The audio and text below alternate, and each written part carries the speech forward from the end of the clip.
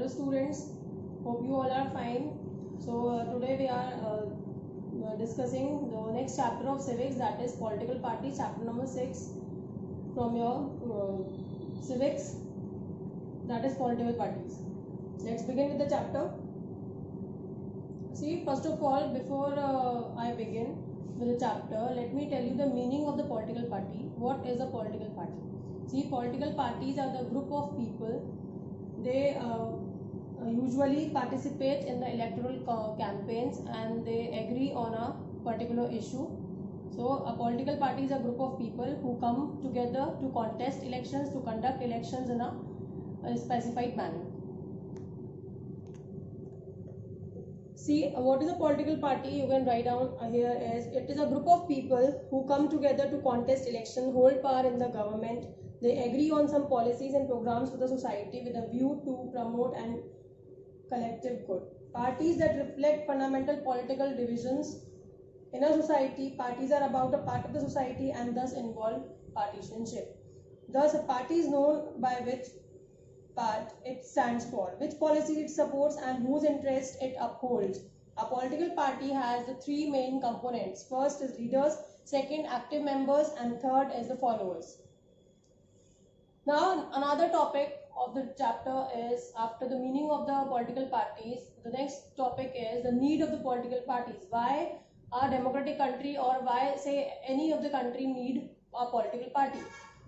So if there were no political party, then each and every candidate would be independent. Current strength of the Lok Sabha is 543. Imagine a situation when none of the 543 members can be brought to think alike on a particular issue. So we need a political party to think alike or in a same manner on a particular issue. This would lead to a total chaos. An independent candidate would always be more interested in the specific needs of his constituency and would seldom think about the larger interest of the nation. A political party is necessary to bring diverse people on a common platform so that bigger issues can be taken care of.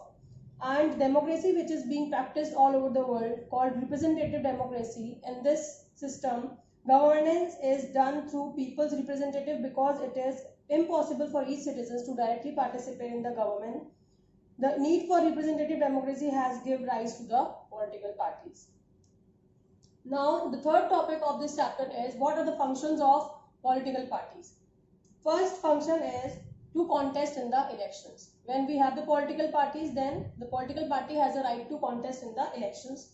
Then it has the right to make the policies and the programs.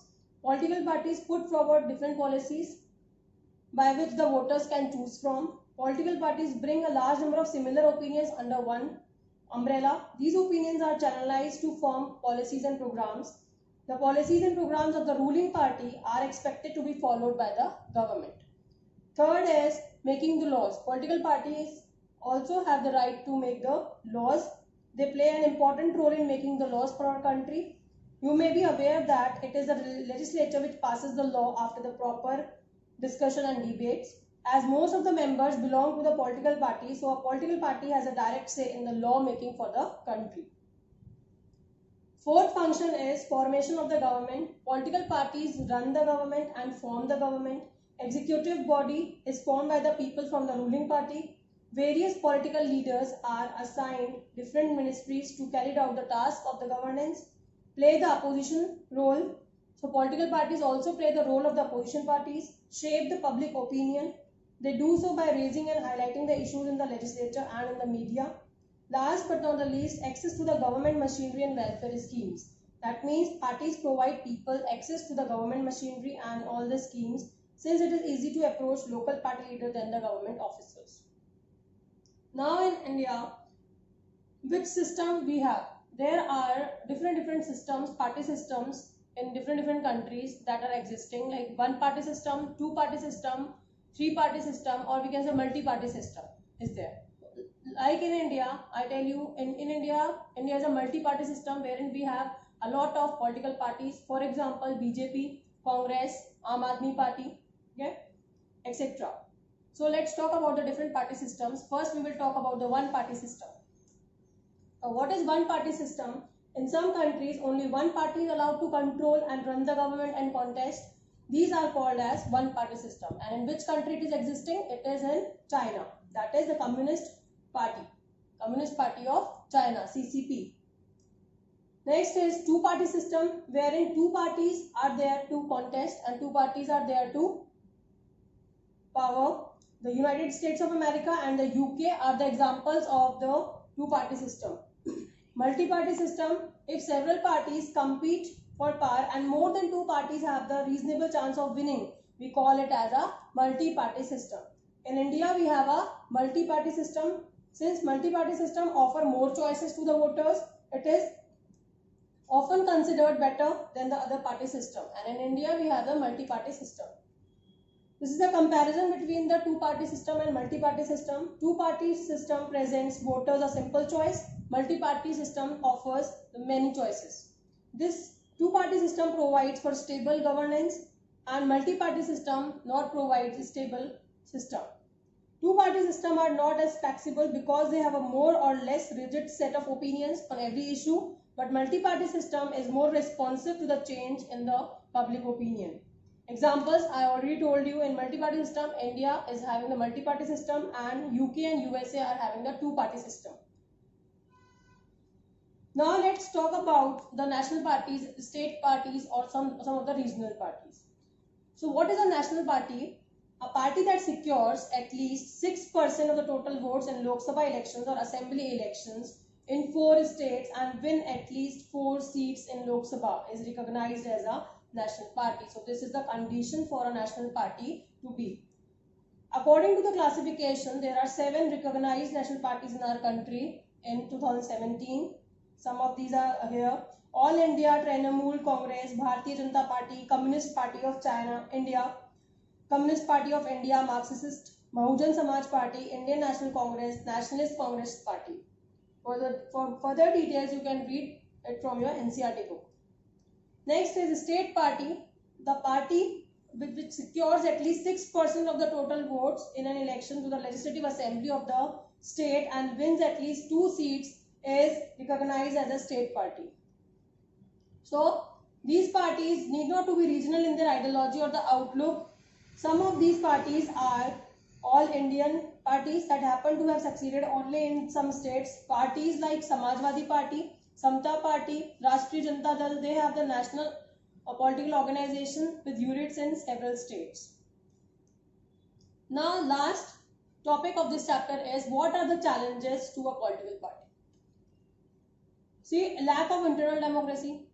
These are some of the challenges which political parties are facing nowadays. Lack of internal democracy, that means internally elections are not happened and dynastic successions. Like you can take the example of Sonia Gandhi, Rahul Gandhi, wherein leaders of a particular position, they are taking the positions from the family member, or we can say a family member is taking up the position after the death of a particular leader who is there at that position.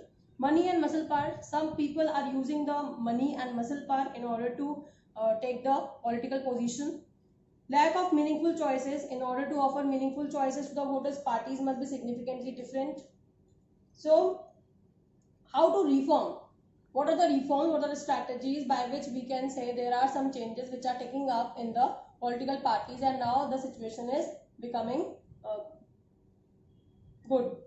The constitution was amended to prevent elected members from changing parties. This was done because many elected representatives were indulging in defection in order to become minister or for cash rewards. See, what is defection? When wishes and when the demands of a particular party people are not getting fulfilled, then that particular person is shifting to the another political party without even giving the chance to the leader or without telling that particular party. So this is known as defection and this should be stopped. The Supreme Court passed an order to reduce the influence of money. Now it is mandatory for every candidate to contest election to file affidavit.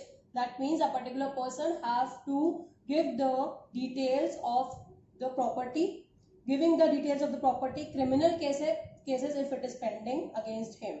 The Election Commission also passed an order making it necessary for the political parties to hold their organization elections and file their income tax returns. So these are some of the reforms which the government is doing or changing the laws so that the whatever challenges are there in front of the political parties, they can overcome it.